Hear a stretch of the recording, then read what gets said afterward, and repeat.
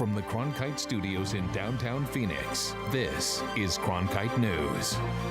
Former Sheriff Joe Arpaio was a no-show in the courtroom today, but had his record wiped clean.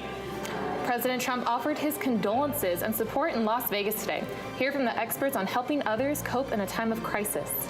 And a controversial abortion bill backed by an Arizona representative may have its best chance yet to become law. Cronkite News starts now. Good evening and welcome to Cronkite News on Arizona PBS. I'm Chelsea Ray Banyas. And I'm Tyler Finger. Thank you for joining us. It was a little over a month ago when former Sheriff Joe Arpaio was pardoned by President Donald Trump. Today, the federal judge in that case upheld that pardon and dismissed the guilty verdict against him. Cronkite News reporter Kevin Gessner was at the downtown courthouse and spoke with key players in the case. It's over for former Maricopa County Sheriff Joe Arpaio. Today, Judge Bolton dismissed the guilty verdict with prejudice, meaning it can never be tried again. And she ruled in no uncertain terms that the pardon is effective and there is nothing illegal or improper about it. Former Sheriff Joe Arpaio's attorney is celebrating a win at the Sandra Day O'Connor Federal Courthouse without his client. Arpaio did not show up for today's hearing. Last July, Arpaio was found guilty of criminal contempt for, quote, flagrant disregard of a judge's order to stop targeting Latinos in traffic stops. Arpaio was pardoned by President Trump in late August.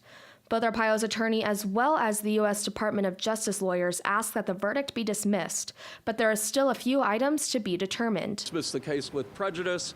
She is taking under advisement our request to vacate the verdict and all other orders and decisions in the court.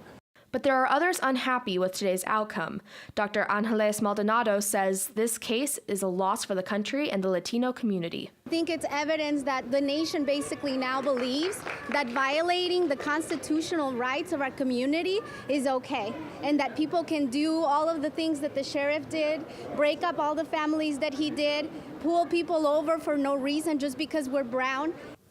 According to Arpaio's attorney, he will be filing for sanctions with the people who filed what he calls meritless briefs with the court. As for the former sheriff, his record will be wiped clean. Live in the media center, Kevin Gessner, Cronkite News. The deadline for DACA recipients to renew their application is tomorrow. And while many who have qualified to renew have taken action, some young immigrants once protected from deportation are facing a lot of uncertainty. Cronkite News reporter Fortessa Latifi has been researching the next steps. Fortessa? There's been so much talk about that October 5th deadline to renew, but what about those DACA recipients who don't qualify? Usually that means their protections are going to expire sooner than those who were able to renew. I interviewed 2 DACA recipients today who fall into this category, and also an immigration attorney, to talk about what options these particular DACA recipients may have. Some of the most interesting things I found out: some of those who don't qualify to renew under tomorrow's deadline may be eligible for other visa protections. Some DACA recipients are considering the complications of returning to the country where they were born, even if they haven't been there for decades.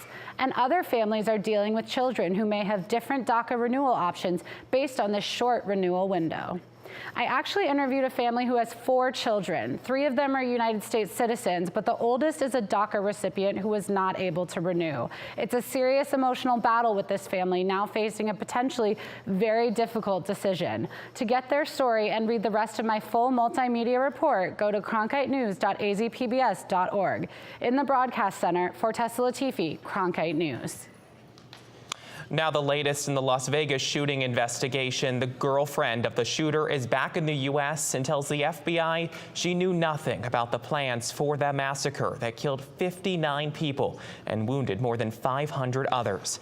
Meanwhile, President Trump headed to Las Vegas today to meet with survivors, first responders, and hospital personnel. And we ask God to ease their suffering and to speed their healing. We pray for the recovery of the injured and those injured officers who so bravely threw themselves into danger when duty called. President Trump and the First Lady thanked the UMC trauma team for their quick work to aid victims of the attack. In his closing remarks, he assured those mourning the loss of their loved ones, quote, "We will never leave your side." Meanwhile, we checked in with crisis counselors here in the Valley. Reporter Bridget Dowd is here with their advice. In the wake of several natural disasters and the recent massacre in Las Vegas, it's not unusual for people to feel emotionally and physically drained. Crisis Preparation and Recovery, or CPR, in Tempe specializes in helping those affected by traumatic events. President and co-founder Tom McSherry says events like the massacre in Las Vegas can trigger old memories of past trauma. Finding something that you have used in the past that was helpful, not harmful. Over drinking is harmful. Being a recluse can be harmful. That has allowed you to move on. And go back to that and utilize that again. And if it continues to be problematic, it's okay to reach out and ask for professional help. Some other ways to help you cope: get regular exercise, talk about your feelings with people you trust, and maintain your regular routine. Bridget Dowd, Cronkite News. Arizona Congressman Trent Franks is making a case to the Senate to pass the Pain-Capable Unborn Child Protection Act, a bill that would ban most abortions after 20 weeks of pregnancy. Cronkite News reporter Bailey Vogt is live in our Washington bureau with the latest. Bailey? This would not be the first time the House has passed Congressman Franks' bill. Similar versions were passed in both 2013 and 2015, but those bills failed in the Senate each time, and both sides say the Senate is expected to be the hurdle again this year. That has not stopped Congressman Franks from trying again. No matter what else they do in this chamber, I believe they will look back on that day as a day they stood for those who could not protect themselves, for the least of their little brothers and sisters. Arizona Representative Trent Franks continued to promote his Pain-Capable Unborn Child Protection Act, which passed the House yesterday. The bill would make it a crime to perform an abortion after 20 weeks of pregnancy, except in cases of rape, incest, or where the mother's life is in danger.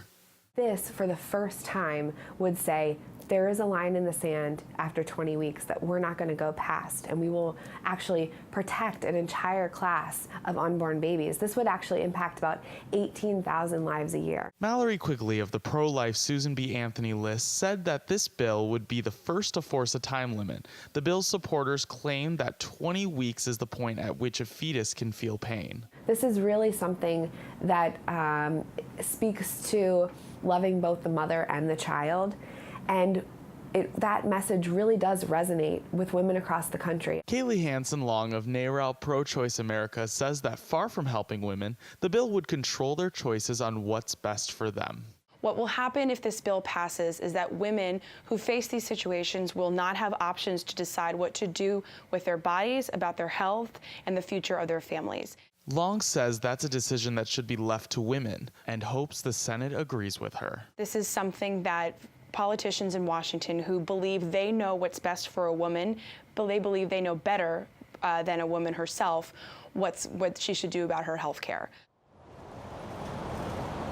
As in years past, the bill faces an uphill fight in the Senate, where supporters will need to get a 60-vote majority to force the measure to the floor. One thing is different this year, though. The President Donald Trump has promised to sign this bill if it reaches his desk. In Washington, Bailey Vogt, Cronkite News. Social Security numbers, credit card numbers, personal phone numbers, and more, all in the hands of hackers. That's the reality for an estimated 3 million Arizonans in the wake of the Equifax data breach. Lawmakers want to know how the data breach was allowed to happen earlier this year, leaving the personal information of nearly half of all Americans in criminal hands. Arizona Senator Jeff Flake grilled former Equifax CEO Richard Smith today at a Senate Judiciary Committee hearing. Also testifying was Jamie Winterton, Director of Strategy at Arizona State University's Global Security Initiative. She said the problem is larger than just Equifax.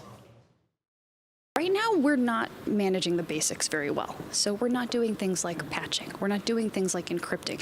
There are some known solutions that just aren't being applied as broadly as they should be. Senators warned consumers not to let their guard down because it could be months or years before hackers choose to take advantage of the stolen data. Aiming to wrestle the federal budget back into surplus within a decade, Republicans are focusing on tax cuts. According to the Tax Policy Center, the proposed tax deductions would generate almost $1.9 trillion in revenue between 2018 and 2027. Overall, 78% of taxpayers will benefit from a cut, especially the wealthy. On average, 1%ers will receive tax cuts near $150,000. But national debt is still expected to deepen, with a hike in the defense budget and the growing disaster tally that is expected to hit $45 billion. Senate Bill 204, dubbed the Right to Try Act of 2017, would allow terminally ill patients to use drugs not yet approved by the FDA. Cronkite News reporter Trevor Fay went to Capitol Hill, where Arizona Congressman Andy Biggs testified on the issue. Retired U.S. Navy Lieutenant Commander Matt Bellina suffers from ALS, better known as Lou Gehrig's disease. Many like him are denied access to drugs they think could help. I need to know before I die that if my children find themselves in this unenviable position, this nation that I proudly serve will respect their liberties and the right to make their own decision about their medical treatments. That's why Bellina spoke to the House Committee on Energy and Commerce about why people need the right to try experimental drugs. Arizona Congressman Andy Biggs testified before the committee to voice his support for the legislation. You have to think about this. We're allowing patients to prolong their lives potentially, and they're going to use these types of medications or modalities in ways that will provide additional information. Opponents of Right to Try, like Kenneth Mock of Cognition Therapeutics Incorporated, say it could do patients harm, not good. No ethical company that I know of would ever release an experimental medicine outside the FDA's regulatory process. A basic mantra is that all drugs have side effects, and cutting scientific corners creates unbounded risks. Biggs says he expects more to be done by the House Energy and Commerce Committee to get this legislation to a vote. In Washington, Trevor Fay, Cronkite News. Music lessons often come with a hefty bill for instruments and teachers. And that can keep families from signing their kids up for extra classes. Coming up on Cronkite News, some Valley students are getting an education in the arts that won't break the bank. Plus, how spending some quality time with law enforcement is breaking down barriers. When a story comes in the morning, we're out the door as fast as we can go. But it's also great to spend more time in communities and produce projects. From the borderlands to the cities, the reservations, and even the state capitol, we want to get to the heart of the matter. When the lights come on in the studio, we know our hard work is about to pay off. We love what we do here at Cronkite News. We're proud to tell the stories of our state. Now, more than ever, it's important to have a trusted news source, and that's Cronkite News.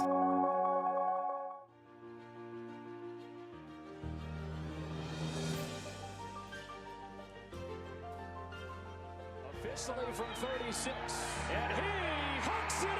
Arizona State wins. Heaving one deep, and it is caught. Jalen Strong, do you believe it?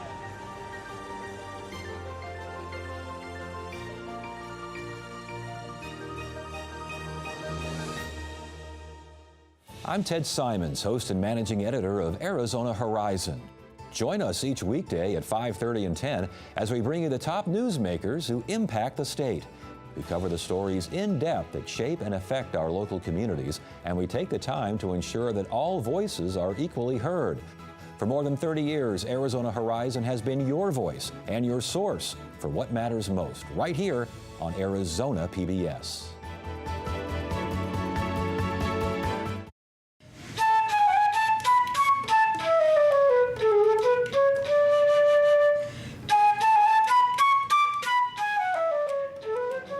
Not every child has access to a music education, but new federal guidelines show it's a key to a well-rounded education.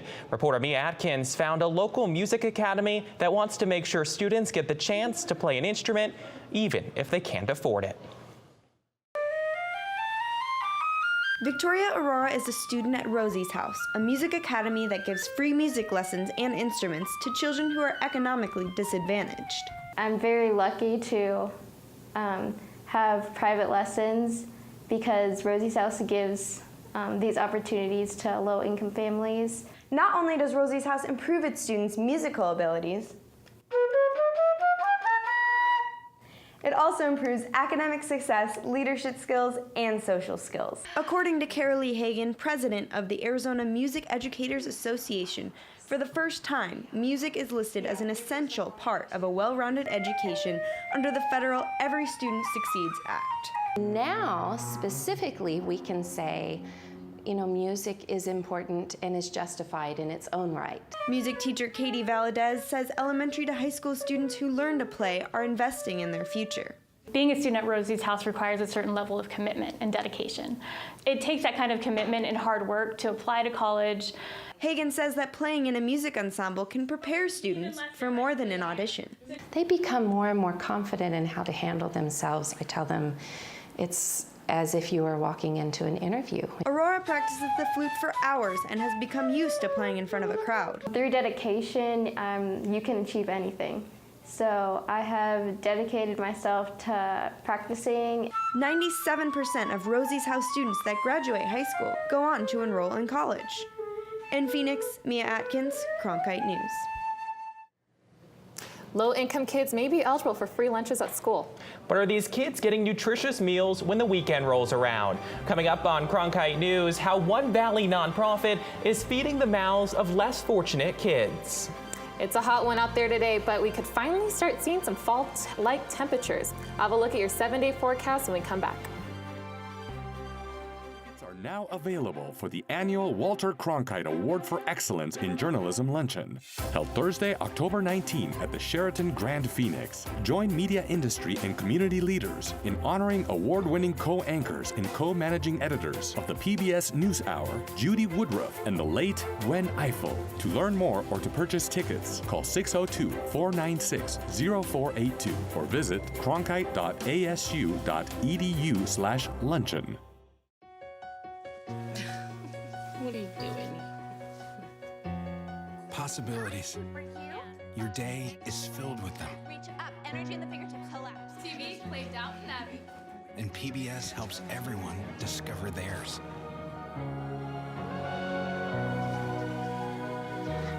Anytime, anywhere. Up in the sky, you can see it.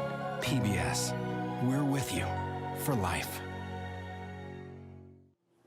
Today is National Coffee with a Cop Day, where civilians can meet their local law enforcement in a comfortable environment to discuss issues they may have.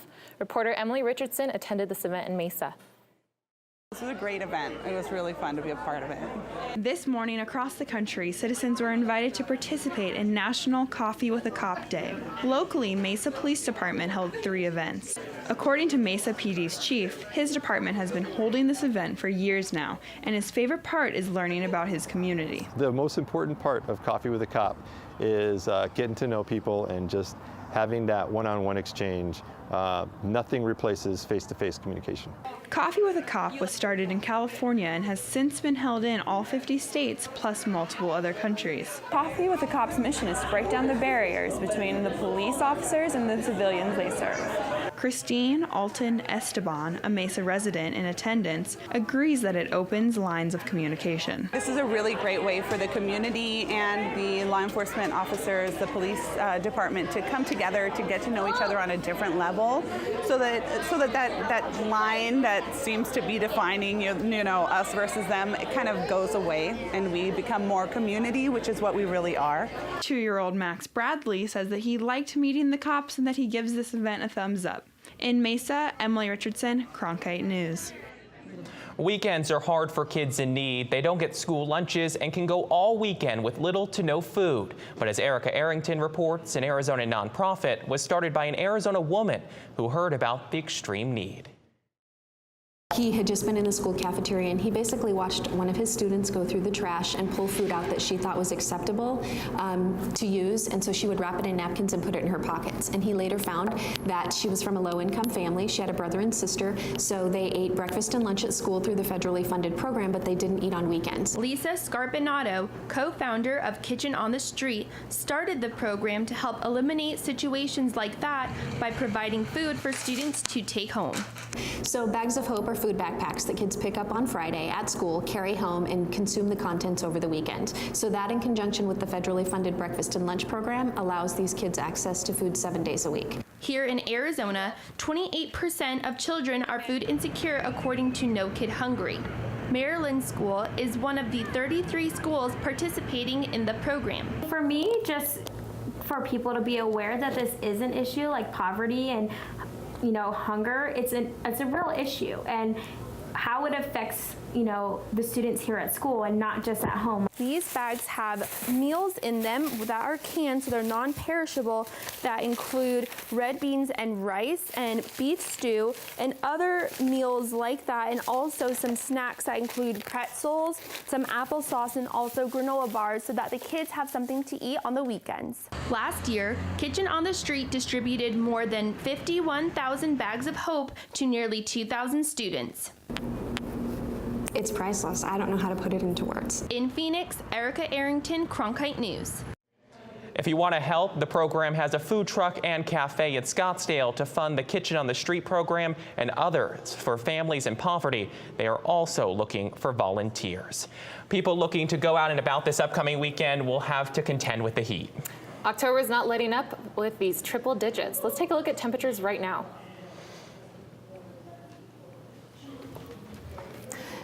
Across the state, we could see that Phoenix is leading the national highs. We're at 97 degrees right now, but that isn't the case for the entire state. Grand Canyon has great weather at 75 and Flagstaff 72. Prescott at 80, but as we get a little bit further south down in Tucson, we're at 98.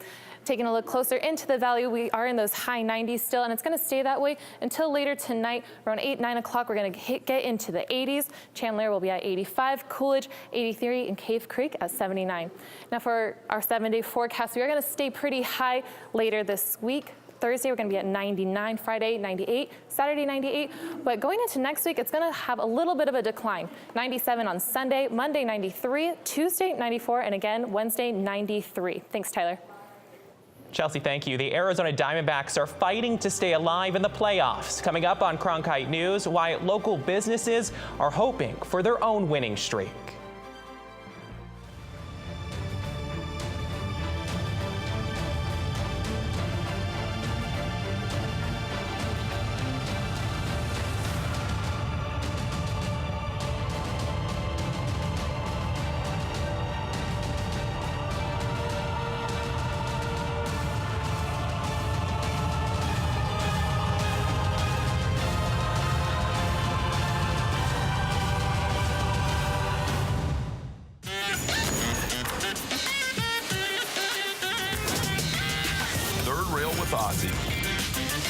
The new weekly show where we tackle the taboo and debate the tough questions with some of the most interesting minds in the game.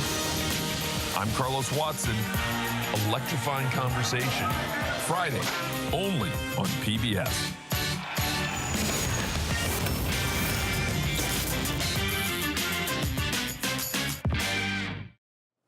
The Arizona Diamondbacks take on the Colorado Rockies tonight in their first postseason game since 2011. And being back in the playoffs means big business around the ballpark. Cronkite News reporter Andy Krause is live at the Chase Field.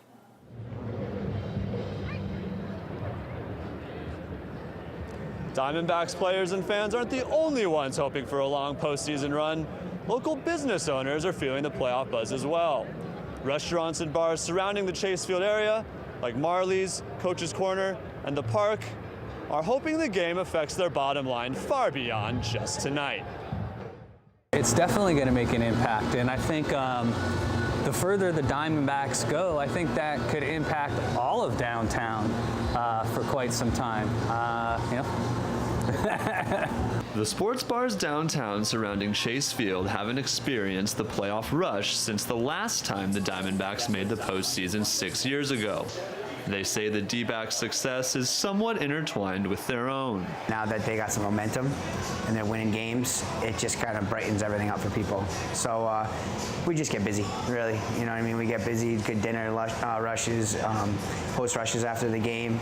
So it just brings a good vibe downtown for us. That's why sports spots downtown are rooting hard for a win tonight and a long October playoff run. Big games like this, championships, anything coming downtown sports related is obviously great for us. You know what I mean? So it's obviously better weeks, better months for us. The Diamondbacks haven't been deaf to the buzz leading up to the game. Manager Torey Lovello said Tuesday he's excited to bring the benefits that come with winning back to Phoenix. I've been saying that we're Arizona proud. We love the fact that we represent the state of Arizona. We are really excited about knowing that this is a sellout tomorrow. We want to go out and perform, make this city proud of us.